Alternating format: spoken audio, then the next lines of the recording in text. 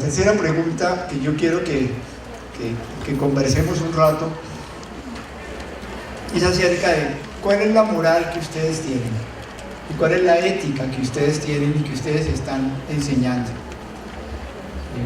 Y quiero invitarlos a conversar sobre esto y me explico un poco para ver si planteo el problema.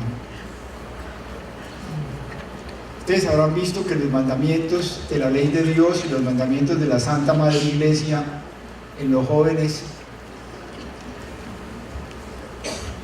pues posiblemente dentro del mundo católico funcionen todavía, ¿verdad? Pero en muchos mundos ya no funcionan. Díganle a la gente que el matrimonio es indivisible, que el matrimonio nunca se puede acabar, eso es parte de la moral católica, ¿verdad? Díganle a la gente una cosa de moral católica que debe confesarse por lo menos una vez al año. Díganle a la gente que debe dar diezmos por la iglesia. O cosas más simples o más comunes. Díganle que hay que decir la verdad siempre. O como cosas preciosas como las que nos dijeron ahora, que debemos respetarnos los unos a los otros. ¿Está funcionando eso? ¿Funciona en el país? Que uno no se debe coger la plata de los otros. ¿Cuál es la ética que ustedes están enseñando? ¿Cuál es la moral que ustedes están dando en los colegios? ¿Cuál es la preocupación? ¿Desde dónde arman ustedes una moral hoy en día? Y yo quiero pedirles que reflexionemos sobre eso porque les decía al principio, aquí hay una crisis espiritual muy profunda. Es decir, es el ser humano mismo el que está roto. ¿Desde dónde vamos a reconstruirlo? Esa es la pregunta y quisiera escucharlos a ustedes, que ustedes comenten sobre esto y escucharlos a ustedes sobre esto. Nosotros, como jóvenes, somos los que debemos entender y promover la paz. Nunca podemos esperar de que algo suceda, porque sí, nosotros somos los que debemos hacer que haya un cambio. Necesitamos fomentar la paz, debemos también comprender que nosotros estamos educando y también debemos tomar el camino de la educación y del bien. Pero entonces nos centrábamos en una frase que también tomaba de su santidad Juan Pablo II, que hay que empezar por formar el corazón del niño, el corazón del joven, para que de esa manera podamos tener hombres y mujeres que luchen por los ideales de una justicia verdadera, de una paz que es desinteresada y también de una felicidad que no es efímera, sino que es una felicidad verdadera. Estamos peleando frente a un monstruo que es la música y el artista hoy está es por hacerse famoso y popular y ganar plata, pero vende y esa gente come enterito, los niños comen enterito, nosotros mismos comemos enterito y publicamos la canción y la multiplicamos. Entonces nosotros en el colegio vamos en contra, haciendo contracultura, llegamos con un cuento tan bonito de ética y valores, de ética y moral y enseñando lo mejor, y ese profesor sí sabe, una cátedra, qué berraquera, y llega una cancioncita y esa cátedra se fue para abajo. Yo creo que una de las cosas que nos está haciendo mucho daño es la moral y la ética selectiva que tenemos. Coloco un caso, digamos, de hoy, ¿no?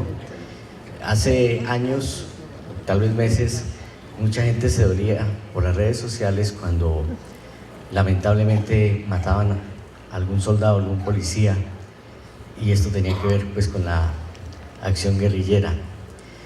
Hoy en día, que lo siguen matando otros grupos armados, esos mismos que antes se rasgaban las vestiduras, no dicen absolutamente nada, porque tal vez la muerte de los policías ahora no ofrece un botín político y entonces pues no se hace el ruido que se hace antes, por dar un ejemplo concreto.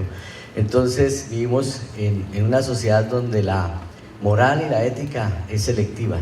O sea, esto es malo en unas ocasiones y en otras ocasiones no es malo, depende de, y eso nos está confundiendo mucho.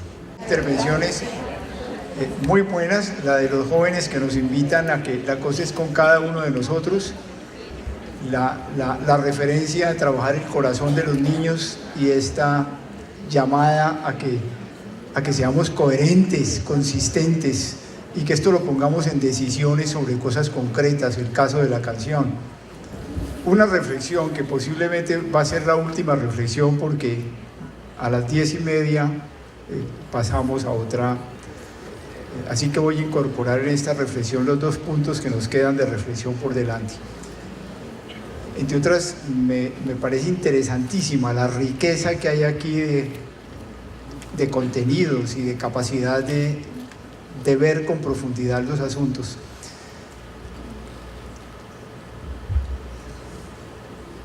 No sé si ustedes están de acuerdo, pero mi sentir es que nosotros fuimos una nación católica. Más, antes de ser una nación, nosotros fuimos una comunidad religiosa en Colombia. O si ustedes quieren, este país tenía 2 grandes paternidades.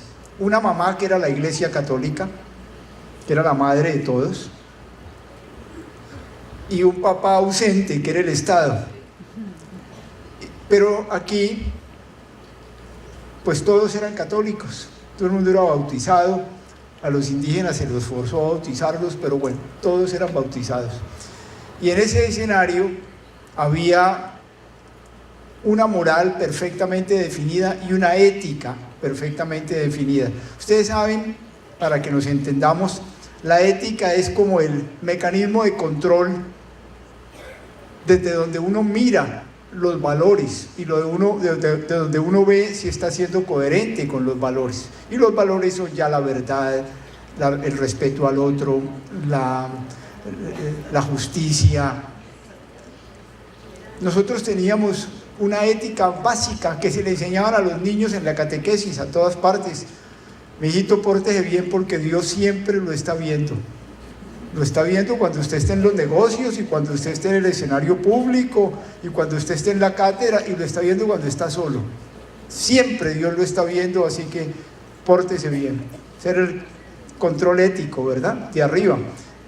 Y los valores, pues eran los valores de los 10 mandamientos y los valores de la Santa Madre Iglesia.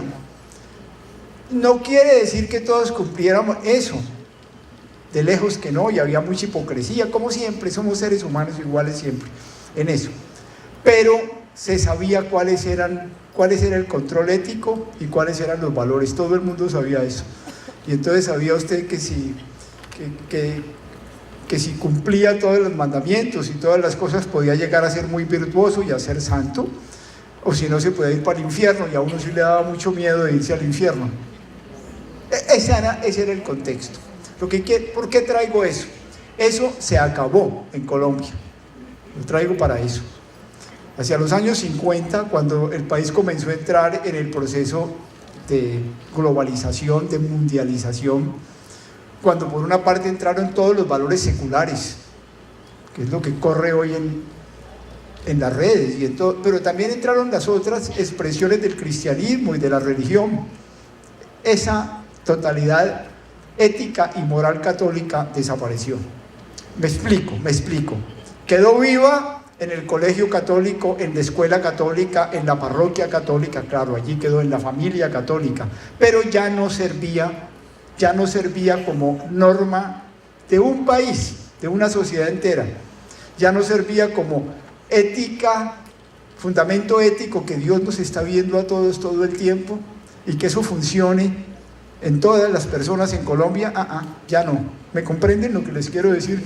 Funciona en la familia católica y en la familia cristiana, pero que funcione en todo el mundo en Colombia, ya no.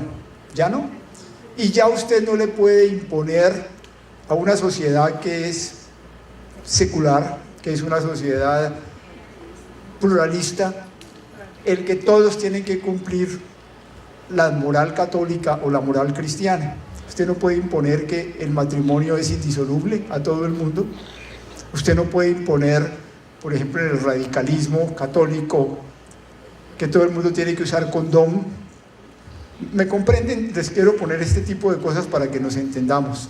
Esas cosas ya no funcionan, usted no se las puede imponer a una sociedad. Entonces, pero el punto ¿cuál es? A ver si nos entendemos para comprender el lío en que estamos. Nosotros teníamos una moral católica hasta mediados de los años 50 en este país, y eso se colapsó. Esa moral católica desapareció. Repito, como moral de toda una sociedad, válida para todos los colombianos y colombianas, eso ya no funciona. Y nos quedamos, uno dice, pero qué horror, entonces esto se acabó. Sí, nosotros los colombianos sí caímos en un vacío moral y en un vacío ético ante eso. Eso es cierto, eso es cierto.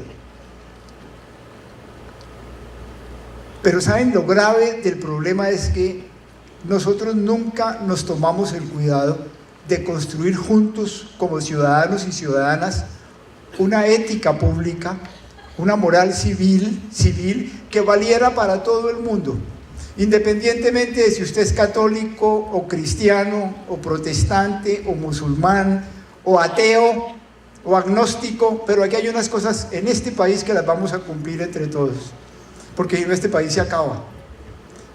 Independientemente si usted lo hace porque siente que como seguidor de Jesús usted tiene que ser respetuoso con los demás y decir la verdad y ser justo, magnífico.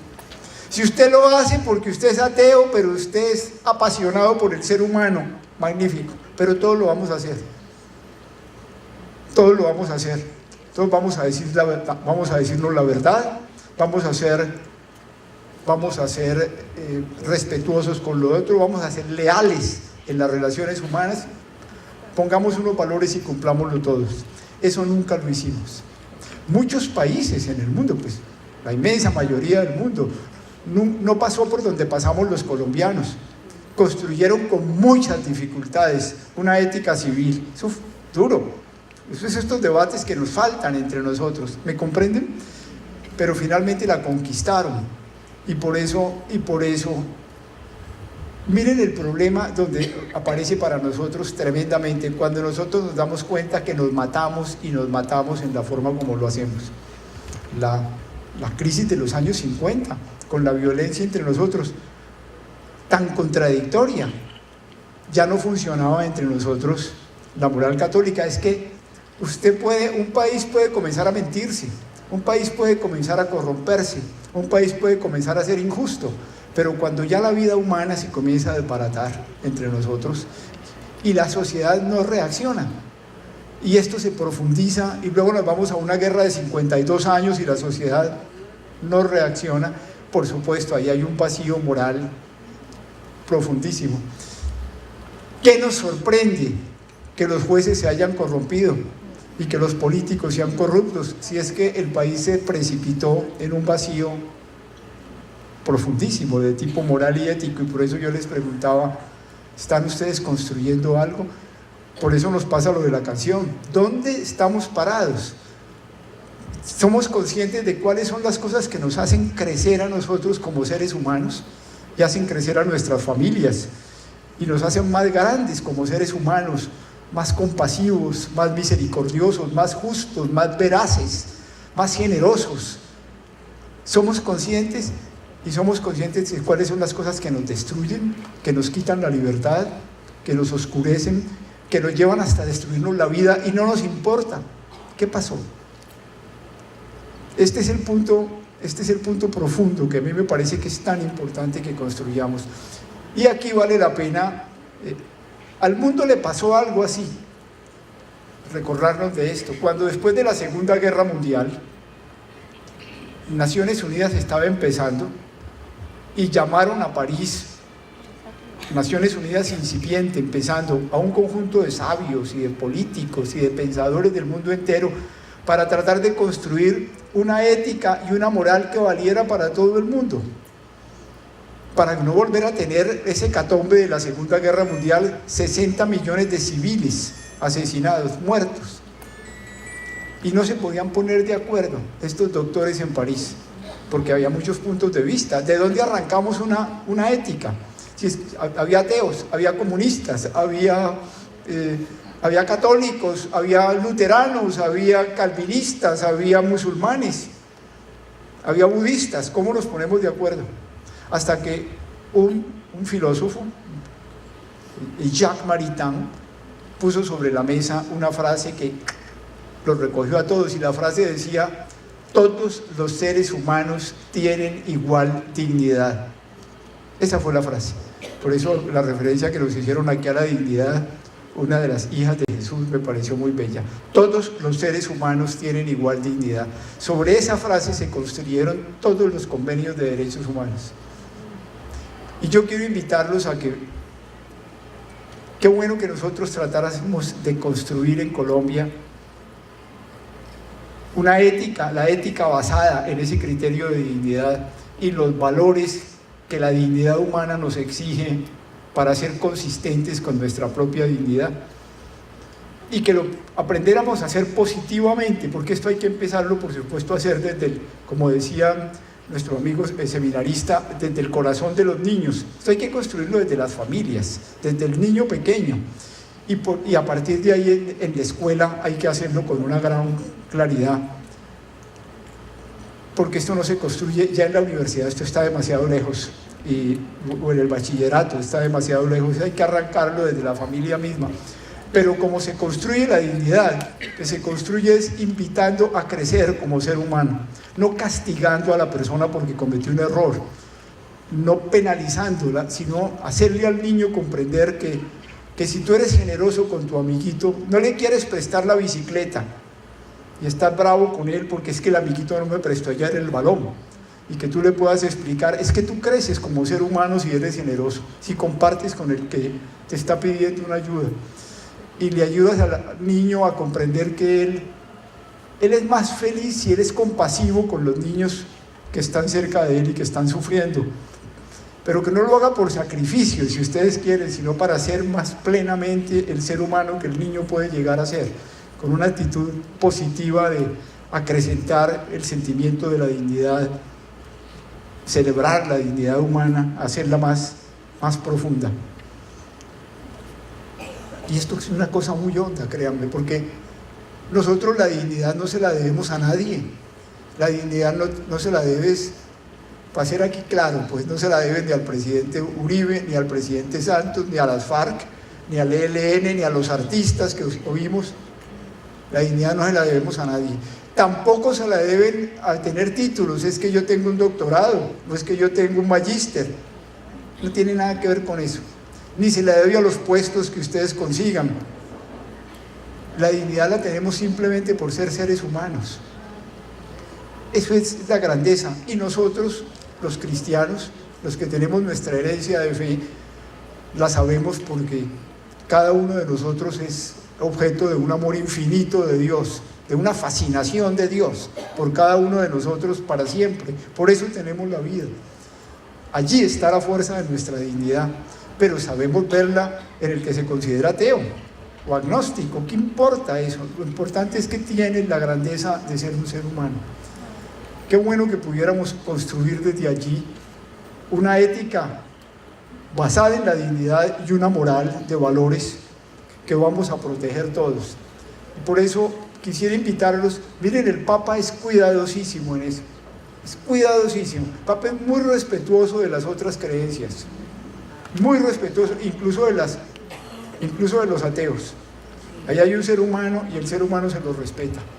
Y está tratando de construir, está tratando de mostrarnos cómo los cristianos católicos o cristianos evangélicos, todos los que pensamos en los valores del Evangelio, cómo tenemos que contribuir a crear una moral universal, una ética basada en la grandeza del ser humano y la grandeza de la creación. Ustedes que son luchadores del agua aquí, ¿qué tal que pudiésemos avanzar hasta allá?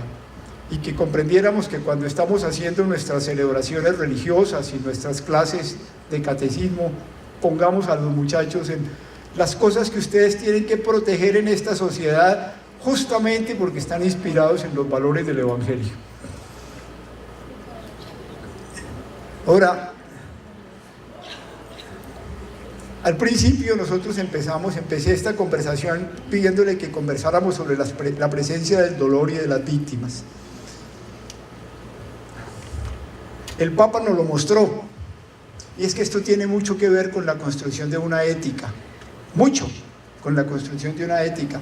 Mientras nosotros vivamos lejos del sufrimiento que producen nuestras acciones, nosotros vamos a seguir siendo incoherentes. Yo ayer lo hablaba con los campesinos en San Pablo, los que están sembrando coca, y les decía, estoy de acuerdo, nosotros les violamos los derechos humanos a ustedes, campesinos, por la forma como nosotros hicimos las cosas.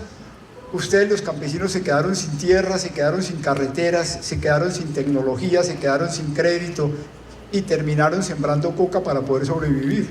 Pero ustedes nos están violando los derechos humanos.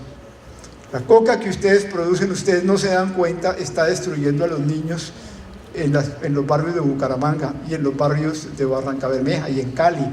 Ustedes están, porque ya entre otras la coca es poca, es mucho menos la que se exporta, la mayor parte rompe a la juventud aquí. Eso es meternos en los problemas de la conciencia, ¿me comprenden? Es lo mismo de decir, ojo con esa canción, que esa canción nos desbarata como seres humanos. ¿Por qué no lo analizamos? Pero eso funciona cuando tú llamas a las víctimas de esa canción, la gente que se confundió con esa canción, cuando tú llamas a los niños que cayeron en el bazuco y en la coca, por esa coca que llegó a los barrios, entonces el campesino entiende. Cuando tú le llevas al niño enfermo, perdido en la coca por culpa de la coca que él está produciendo, hay que mostrar a las víctimas. Y se los digo porque, claro, esto tenemos que empezar a hacerlo con los niños y en la escuela. Pero uno dice, Dios mío, ¿y qué vamos a hacer con los políticos corruptos y con los jueces corruptos y con las cortes corruptas? Y sinceramente yo pienso que lo único que nos queda es llevar a las víctimas ante esos jueces y llevar las víctimas ante esos políticos corruptos. Llevar a los niños que se quedaron sin leche y que se quedaron sin los apoyos alimentarios, y que estos hombres vean cómo con los robos que hacían dejaron a los niños en el hambre, y llevarles las familias que no pudieron entrar a los hospitales y que se les murieron los familiares delante de los hospitales por la corrupción que hubo en la salud. Porque mientras nosotros no veamos las víctimas, me comprenden, es muy difícil que entendamos las barbaridades que estamos haciendo. Y espero mucho que la Comisión de la Verdad, que nos va a mostrar todas las víctimas de todos los lados, nos ayude a decir, caramba, por favor, salgamos de esto y construyamos un país distinto.